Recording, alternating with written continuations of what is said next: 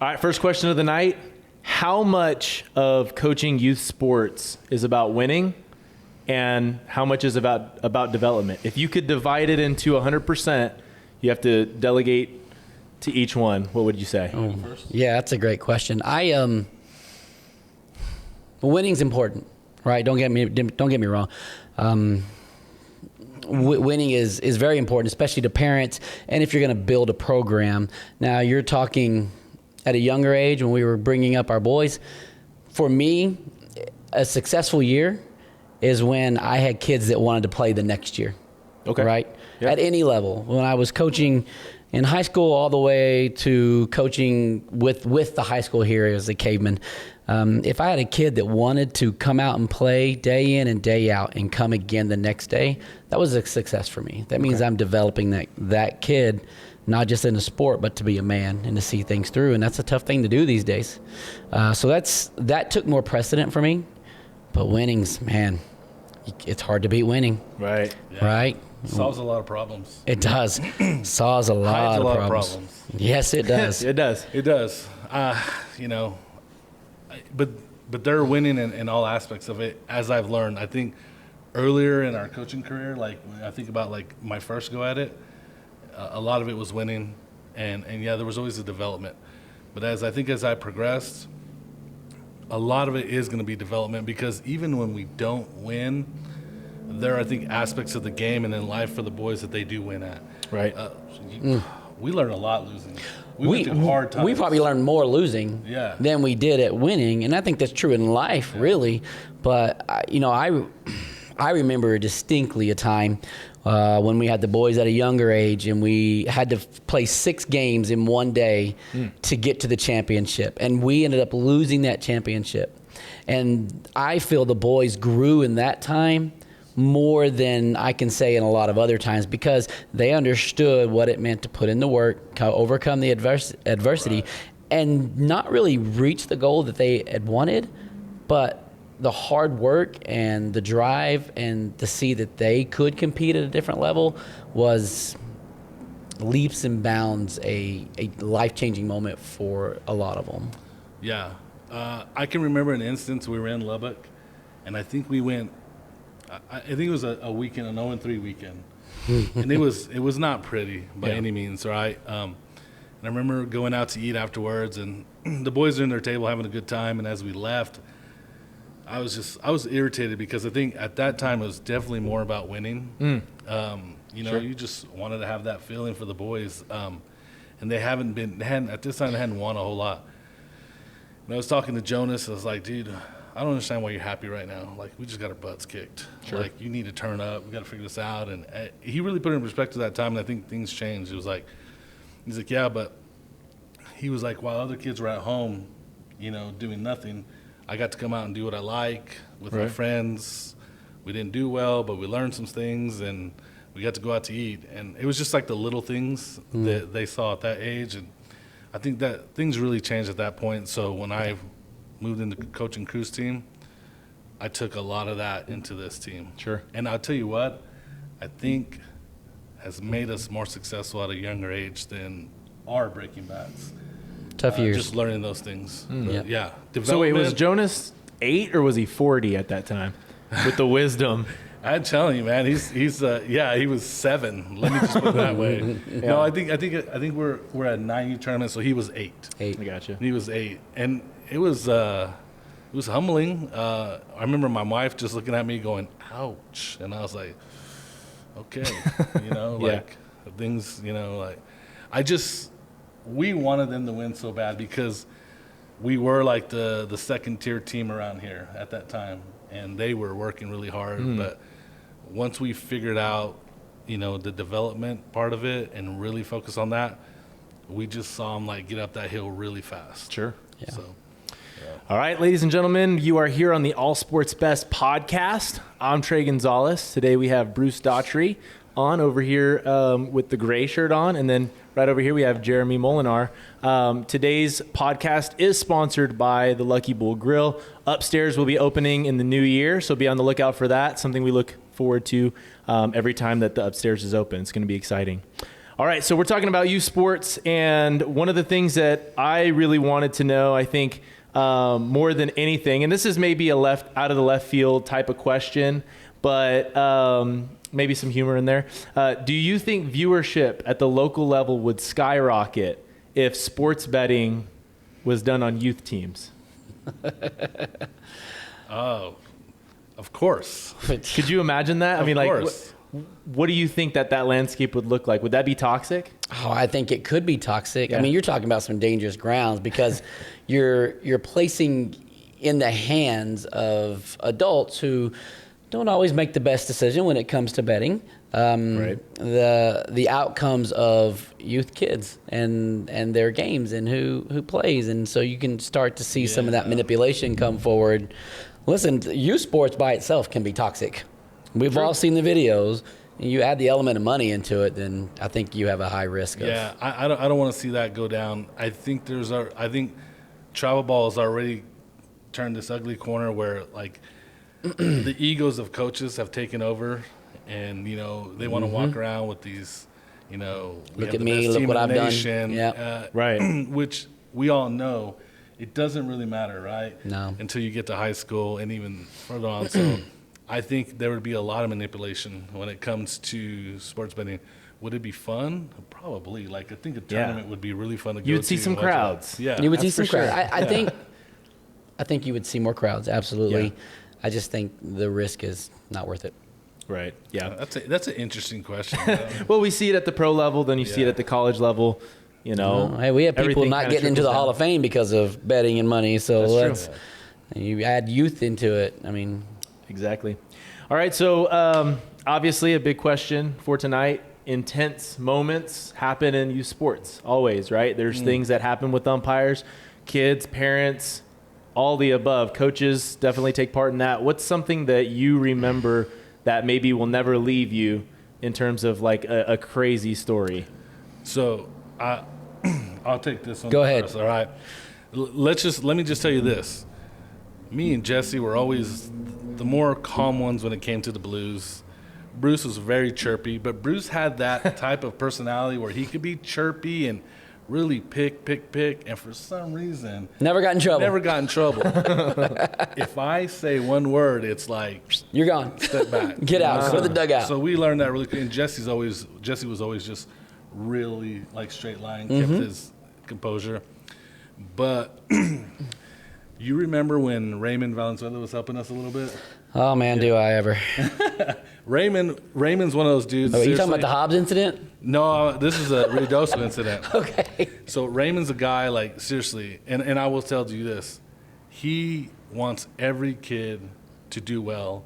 Yeah, he if does. his son's on team, even the other team, like, if his son's on team, like, he really wants everybody. He cares So about kids. Yeah, he's always happy, positive, doesn't dwell on negatives.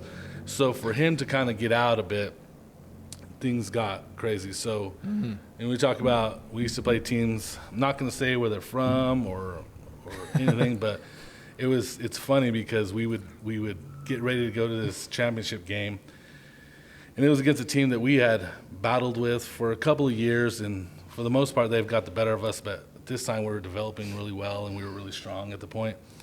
And I remember they walked by, the kids, and they're like, one of the kids asked, who are we playing? We're like, oh, we're playing those Mexicans over there. Which is funny because we talked about this. We have a few Mexicans on our team. Sure. We have kids. Most of our kids are half white, half Mexican. We had white kids. We had black kids. Yes, we did. We had we were probably the most diverse team out there. For sure. So,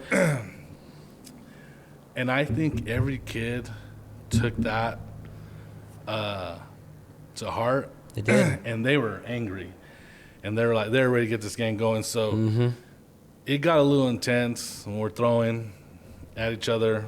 And it was a close game, and there was a point where we had, I think Kieran was on second, Jonas was on short, and Kieran flicks it to short, and it's an easy double play. Yep, bang, bang.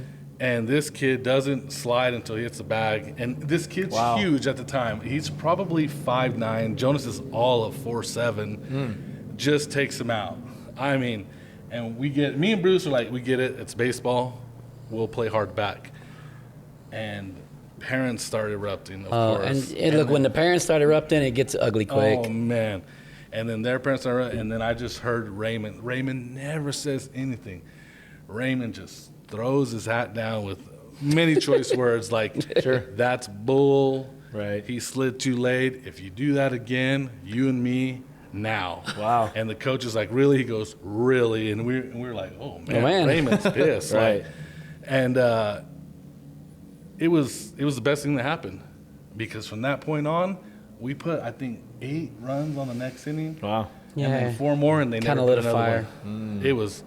It was on. So we were, and you know, the boys were high, and we were on high, and we did keep the sportsmanship. Really, that's the one thing we always tell them. Like, even though we were like, we wanted to be like, F y'all, we got Right, y'all. right. We kept an eye, but man, that was intense. I remember having to yell at Orianne, like, calm down. Yeah. Like, that's her baby. We have to right? go It's tell her parents. baby. We have to tell parents quite a bit. Let us handle it. We'll take Bruce care of it. chirped the entire game. Again, I will say that, the entire game. And I didn't get in trouble? Never. Never, because I knew where to keep it. Yeah. You know, try to keep it professional. Right. As a former teacher, you kind of know those boundaries. Yeah, you try not to church, you know. Where the and tipping sometimes points it's are. hard because you want to take things personal. You know, you pose a good question, some intense moments. And I've had several because, you know, I feel like I've been on the field my entire life, you know, all the way through college. And I can remember benches clearing in high school, right, at a high school game, and umpires being thrown around and things of that nature. But for me, we not only had Carlsbad kids on our team, we had kids from other towns as well, specifically Artesia. And this one kid, these boys were, all the boys were our boys, right? And we fought tooth and nail for these boys, and we had 2 boys from Artesia, and this one is I'm talking about. I'm not talking about Cupcake, right? I'm actually talking about, you know, Mr. Cody. And Cody came over to us, and man, the kid can play ball. He can play. But one time we went to Artesia, and we were having a tournament. No, it was in Ruidoso again, having a tournament. And a parent off the field, the game was over. We had won. We'd beat Artesia. And a parent came up and started yelling at my player, at Cody, and the kid. And man, I don't do well with that. I mean, you can yell at me all you want. Don't yell it. Don't get in the play. These are just boys. They're out here doing what they love. Yeah. And that's probably the only time where I kind of came unglued and had to inserted myself back in that parent and her husband and told them, not always nice ways, Cody's but parents weren't there. Cody's parents weren't there. They were with us, Yeah. right? And we would do that a lot. We would take the boys with us. I mean, we just wanted to go play. But, you know, that's one time off the field. On the field, I mean, it's baseball. Yeah. You're going to have some tense moments. I remember that. I'm sitting on the truck, and I remember she specifically was telling Bruce, like, hey, I know him. And Bruce goes, I don't really care. He's with me right now. If you got a problem, you can talk to me. It was intense, and I was like, oh, man, like, yeah, and I think, I mean, you know, we definitely were like close with every one of those kids, and that was a moment where it was like Papa Bear. Yeah, sure. And even to this day, you know, I have no problem going on that field to this day, talking to every single one of those players. Oh yeah, just you know, that relationship. I mean, you know, you get it. Man, I forgot about that incident. So when we talk about all these intense moments and stuff like that, specifically like the physicality that you talked about, do you ever, you know, it's hard to say yes to this maybe, but have you ever been a part of calling for, you know, a pitch inside? Absolutely. Specifically hitting somebody? Yes? Yes. Okay. Yes. Look, I'm a 90s kid. I played baseball then, and I know a lot of people are going to really get irritated or maybe disagree with this, but that's the way the game's played. You know that, and we don't do it. I don't remember us saying to hit a kid. I don't But remember I do remember ever us saying like, it. hey, let's brush them back. We've done, Sure, you know, okay. the brush Yeah, back. brush and back, Get them off to play a little bit. If they square out the bunt, you know, throw in. In reality, we were just happy they threw a strike. At this point, I mean, they're just learning. We had a couple kids that could dice, and To even think that they could, I mean, And these kids, they're just There kids. there was a kid. It was in Phoenix. You remember that? He was chirping so much. Oh, and Kieran he was pissed. And I do remember us saying, when he comes up, throw in on him, you know. And I mean, he didn't hit him, but we didn't. But that's just the game. I mean, Right. we expect that to happen to us. You're not asking for helmets. No. It was more like, hey, we know what you're doing. Let's cut it. Yeah, and I don't remember, to my knowledge, ever asking a kid to really hit someone. Get them off the plate? Yeah, absolutely. I mean, we'll set up we'll have the catcher set up inside, but not like 3 foot inside. I'll tell you this: as I've gotten a little bit older, I've definitely gotten softer. And on Crew's team now, we haven't done that once. Yeah, it's a different perspective, like from 10 years ago. Sure. For sure. Yeah. But does it happen? Yeah, I've seen it happen. Oh, yeah. You know, I remember one time in Albuquerque.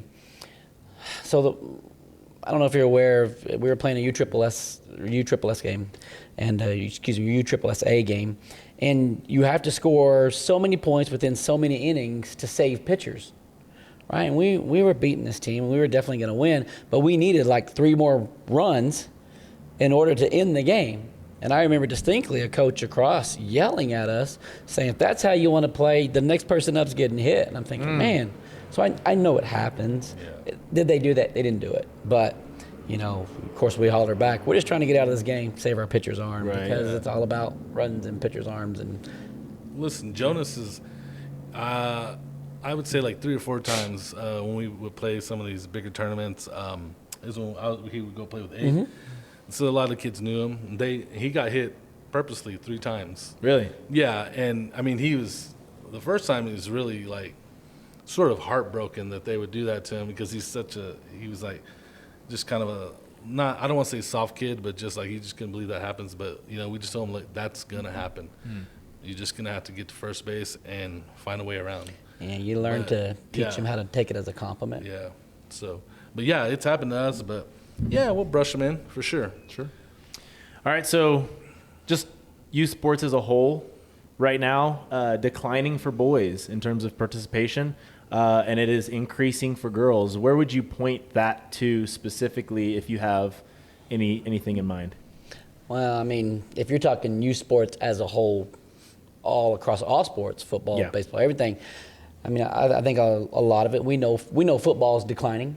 Mm-hmm. We know that. We see the evidence. We can look at the research. I think a lot of that is the aspect of getting hurt, right? I think you see a lot more specialization nowadays, right? Even within youth sports. Back in the day when we were growing up, man, we played everything because we wanted to get out of the house, right? So we'd play football, basketball, baseball. We would do everything. And now you see a lot more specialization within youth sports. And I get that. That makes a lot of sense. I know that we really encouraged our boys to play everything. I mean, they played flag football. You know, they did the basketball. They did the Boys and Girls Club. They did all those things. I think that's part of it.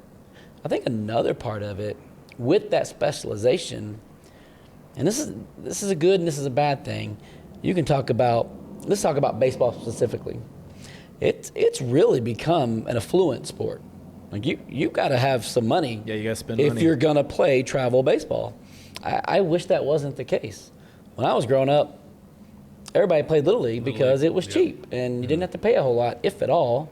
Right. And now it's not that way. I mean, you're talking parents dropping anywhere from $10,000 to $20,000 a year, if not more.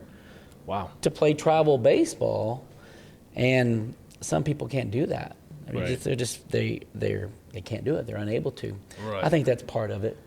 While there's an increase in girls, man, I can't tell you. I think a lot of it has to do with, girls are starting to be more empowered, and I think that's a great thing. Great thing.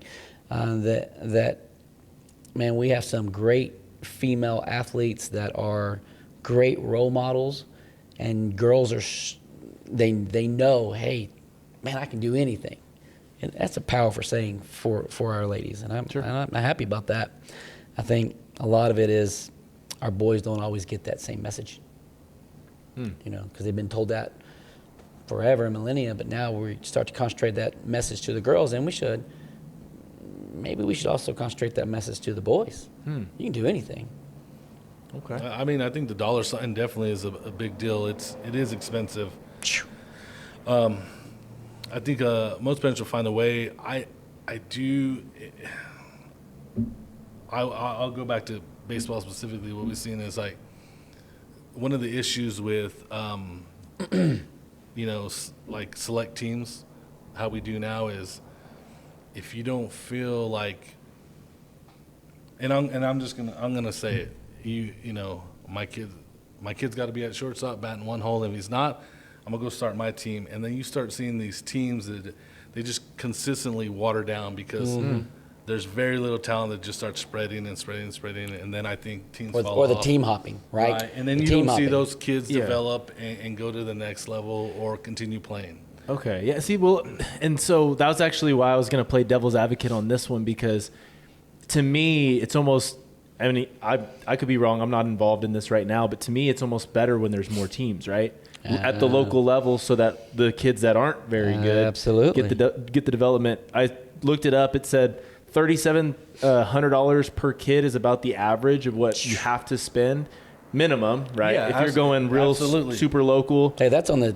You're talking about travel select. That's Travel on the select, cheap end. Yeah, you're I talking about promise you. like we're going 2-3 hours max, and we're going maybe twice a month. But that's not really a reality, from what I understand, right? In Carlsbad, it's like you're almost gone every weekend Some teams. in a lot of teams, parts of the year. Some teams. I mean, we don't do that. I would say we average like once a month, right? Every now and then we'd sneak in 2 a month if it was something we were willing to do. But yeah, I'm going to say $3,700 is getting in, right? That's splitting your team fees for tournaments. That's insurance, uniforms, hats. That's not including what you're. Like you got to add all the rest. Skipping some tournaments. And then even No, the hotels, the food. driving. Teams all don't pay for that. Parents Yeah. pay for that. That's right. So When you add all that in, it I can think add up Bruce is quick. right. You're probably looking, depending on. I bet the average is about $7,000 to $10,000 a year that you spend on travel ball. Sure. Which is Not counting the equipment, the $350 bat and the $500 glove. And man, if your son's a catcher, you might as well just take out an extra loan on your house. Yeah. So Dang. I mean, it's expensive. That's definitely a reason for the decline that we talked about. But yes, more teams, great. However, I think it gets to the point where the talent, like I said, it just spreads so thin that they stop playing. So we see that happen. Where they don't see success, so they're like, you know what? Right. And if you're a parent, it does become really difficult to continue to play and pay, okay, well, I'm going to dedicate $10,000, $12,000 this year when you're a team that's below 500. Right. That's tough. I mean, tough. you got to go through some growing pains. We all know that. You want to develop. But, I mean, if this is like 3 years in a row, I would have a hard time with that. But I'm going to throw this on you. I'm talking about Carlsbad specific, and I'm sure a lot of towns are the same way. We knew at an early age, which is why we did what we did and started a select team, that if any of those boys wanted a chance to actually play caveman baseball, because it's tough to be a caveman baseball player, that they needed as much experience as humanly possible that we could give them to give them a shot, to give them a chance. And I guarantee you right now, you go poll the Carlsbad caveman practice squad or whoever's out there, I would say at least 90%, if not more of them, have played on a travel select team at least once, if not most of their youth. I guarantee you the starting varsity team over the past maybe 6 years played consistent Absolutely. travel ball, definitely. But then the other side of that is, and this is on parents, the burnout, Yes. right? I mean, Why would you say it's on parents? Well, because at the end of the day, it's the parent's decision whether that kid plays baseball their entire life and get to high school and they still want to play or not. Are they burned out? Did we do irreparable harm? Did we do too much? And they learn to hate the sport that they grew up loving. I'll tell you from personal experience, learning a lot from Jonas to Crew. Jonas played a lot. And there were times that we would be like, he would get a call like, hey, can you come up and play? And, you know, right away we're thinking, no, like, we're good. And then he's like, well, I kind of want to play. And so it's like, all right, let's go play. And then it became to the point where I was like, hey, I think you should play. I think you should stay consistent. You're hot, blah, blah, blah. And I knew in the back of my mind that there needed to be a period where it was like, stop. Let's go. Let's not do this for a month or two. Let's do something else. But being young, like I was, and then Jonas with all the success he was having, it was like we did push him a little bit. And we did get to a point where I think there was like a year that was a little bit dark for him and us because he didn't find he lost a little bit of the love. He was a late grower, you know that, right? And so everybody else had kind of grown, so he had those things that were happening, and the main part of that was we just pushed him so hard, and we shouldn't have. So now, like, we don't do that. So yes, there is a lot of burnout. I would say now about 30% of our kids didn't continue playing because. Yeah, they're still doing other sports. Yeah. You know, So you point to burnout as being like parents saying you need to go out and play, Absolutely. as opposed to do you want to play? Choose, yeah, right. Gotcha. That's why it's important to encourage play multiple sports, man. Right. Take a break. Take a break. It's okay. I mean, we made a very conscious decision to take, we took months off at a time with our kids, just on purpose. We would the winter months, and then we would typically take the summer months because we wanted them to play Little League too. Hey, go play Little League. Go. Right. It doesn't always have to be this. Go out and let's do a tournament and play, 6 games in a weekend. Let's go play Little League, and we take a break. Yeah, some of my parents on my younger team, well, I say younger, but like Crew's team, a lot of them are first-time parents, so I see where they're at. But last year when we played Little League, I was like, okay, we'll shut down travel until everything's done, and then we'll even shut it down after that. And I know there were some parents that were probably like, I think we should play on the weekends, but that's a tall order for young kids who are pitching on Tuesday or Thursday, and then you want to take them on a weekend, and that team's very competitive. We're going to play 4 or 5 games. Yeah. And then they're practicing sometimes twice a day because they're going to practice with their league team and their travel team. It's too much. It's too much. It's too much. And I learned that. I learned that the hard way with Jonas. It's just like, Jesus, all we're doing is baseball, right. And so, yeah. And it's one of those things, it's like, it's very easy to just be like, do you want to play baseball this weekend? And he knows, in my eyes, that he's like, there's a tone I there. should say yes. Right? I mean, and they want to say yes because they want to make their parents happy. Yeah, they want to make you coaches happy, all that. So that's like one thing that I would tell parents, like, give them a break. Like, they got to. We're just dumping all this on them all the time. And then I think the competitiveness sort of kind of dwindles because it becomes a job, not like a passion. Sure. So, yeah. Why are local leagues not cutting it anymore?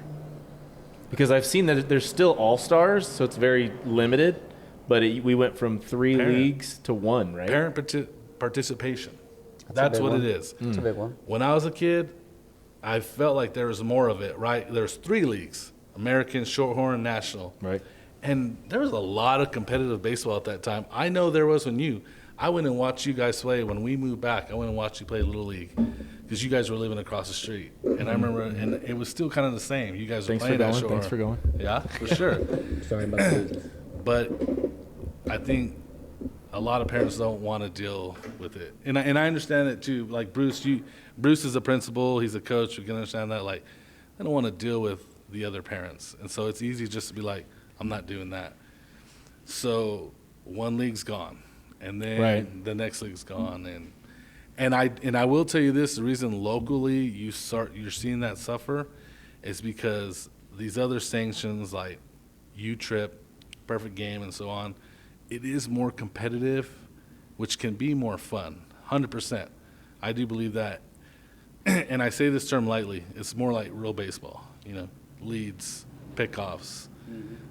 Stealing, things like that. Yeah. So I think I'll tell you this, I think Kyler and Jonas, and I'll put Gordo and all those kids, they felt that like it was much more fun playing on U-Trip than it was Little League for them. And I think Little League was just like about having, kind of just going out there and having a good time, right? It was for them. You hit on a good point about the competitiveness of each league. Most kids that are playing travel, select, U-Trip, whatever they decide to play on that weekend, those kids are practicing every day. It's just a different caliber of player, no matter what age. And I love Little League. I grew up Little League, but you could see the difference right away. I mean, it was almost to that point where you could see a kid regress in doing Little League. Oh, for sure. Than if they just would have stayed with U-Trip or whatever you were doing. And so I think a lot of parents saw that. I mean, you would even have parents in the stands say things like, well, they loaded their team because they're all travel players. Well, that's not necessarily the case. They just happen to be travel players, and they would just kind of, get all upset about it. And I get that. That makes sense. But it still comes down to what I said at first. It was a money issue. And if you have the money, then unfortunately, maybe not unfortunately, but fortunately, your kids got more opportunities to improve their skill. And if you didn't, they didn't. And then that's a hard pill to swallow. But that's the truth. Yeah. Right. And it's not just baseball that's that way. I mean, you got travel soccer, travel basketball. I mean, you've got your travel football programs are starting up. I mean, it's starting everywhere. Right. You want to see the demise of local leagues? That's it. That's it. Do you think that maybe if we were to implement new rules to Little League, say, let's scrap Little League at the local level, we're just going to go straight into, like Junior League rules or USSSA rules, that could survive in Carlsbad? I'll tell you this. Last year they did change a couple of rules. One of the things that I think a lot of parents do, like, U-Trip or whatever, is because you can bat 10, 11 kids. Okay, yeah. So everybody's getting reps, right? And that was the whole point of travel ball, right? To go get additional reps. Mm-hmm. So you don't want to pay and just come up empty. Right. Yeah. So Little League did change that this year when we were playing All-Stars. We could bat all 12. And substitutions were free, which on a coaching standpoint, it's so nice when you're doing youth baseball, because you can just be like, hey, you plug here, next inning you're going there. And for us, it was a really cool thing too, because it's like, hey, go play this base this time, but then you're going to go to right field on the next one, things like that. Sure. We did that a little bit. I think I do that more on Crew's team now, but they did change that. And I remember I was coaching with Keith and Eddie, and we were like, wow, that's kind of nice. Yeah. Will they progress anymore? I think so. I think they have to, I think right? they have to. I mean, Little League's got that whole, the essence of American baseball, for kids, right? However, I think they also know that things are getting taken over. Right, things are kind of on their way out. Yeah. Absolutely. Yeah. All right, so touchy subject maybe. Should transgender athletes be required to play sports that conform with their birth gender? What do you think? Because I don't know if you guys have seen it in your leagues and stuff. I have. Yeah. Okay. I do. I do. I don't. I mean, I'm sure. I'm gonna set you. You're gonna set everybody, but generally men are stronger, and that's just the case. And it's you put LeBron in the WNBA. Okay, yeah. Come on, it's unfair. Well, right? you could even argue whoever the worst player is in the NBA I think you could to put him. Yeah. And are there phenomenal female athletes? Absolutely. Sure. Absolutely. I love watching it may be embarrassing, but I love watching women's golf. I love watching softball. Softball's a thing that I just discovered lately. It's awesome, isn't it? Holy crap, is it awesome. That's the first thing. It's that's a the totally first thing different I've game. ever coached was softball. But I'm sorry, Jonas is 6'2" now, 180. Put him on that softball field. Holy, it's. I don't know. He may not be able to hit it.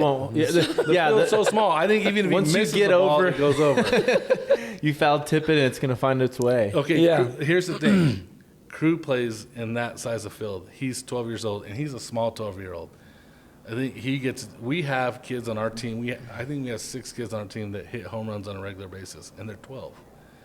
I don't know, man. I don't want to upset any ladies or anything like that, but No, for me, it's can't. Yeah. I'm not here to get political or anything like that. I am all for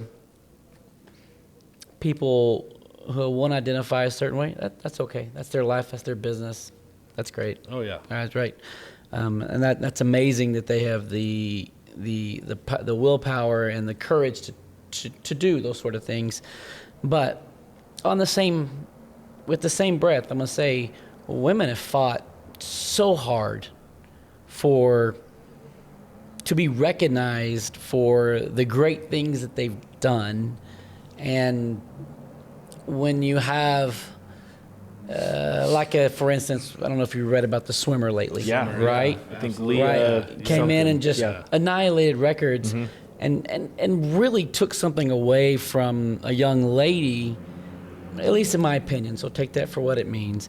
Took something away from a young lady that probably worked her entire life to achieve a certain goal. Yeah. That just doesn't sit well with me. The best part about all that is I'm in no place to judge or decide what's right and what's fair. Right.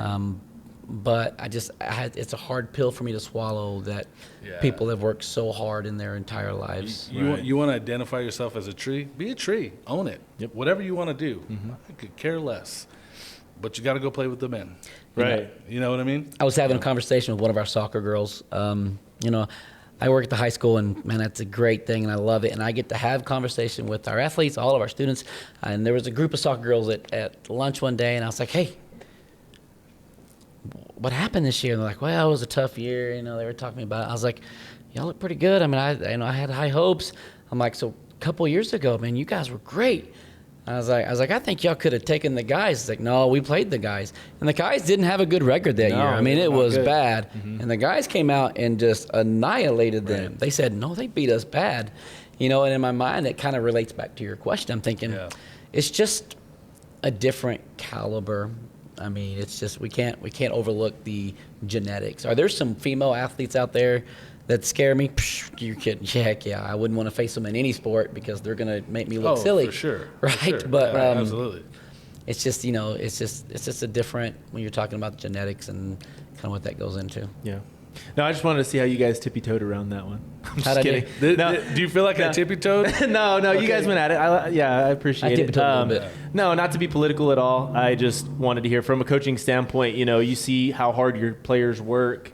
If you flipped it over, you have a daughter, and I know your daughter ran track. And she loves right? it. So if somebody came and was like, you know what, I'm going to, warm up before the race and I'll beat her already. Yeah.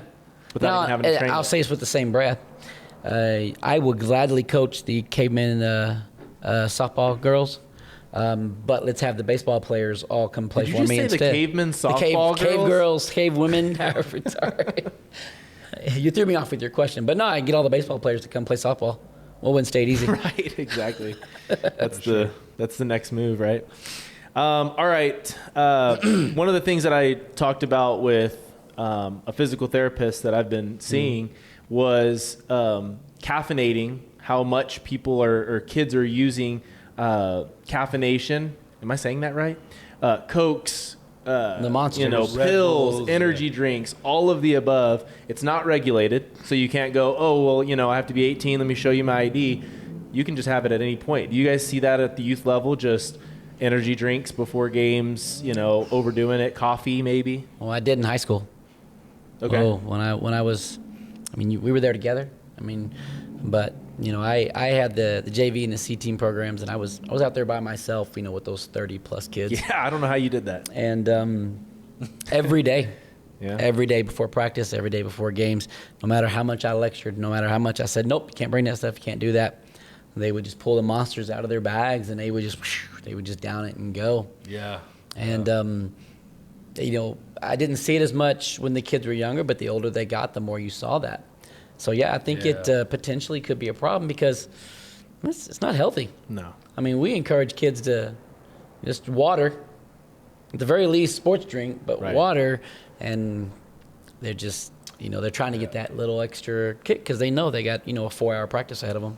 I think it was not last summer, but the summer before. Remember when we were taking came in to go play the summer program? Mm-hmm. We're in Roswell, and I had my Yeti, and I was like, I'll just throw waters in there. And I remember, I think Jay called, and he was like, hey, bring a couple of Red Bulls. Yeah, that's fine. So I went and went to the store, bought some Red Bulls, threw the ice bucket in there, and they didn't drink any water.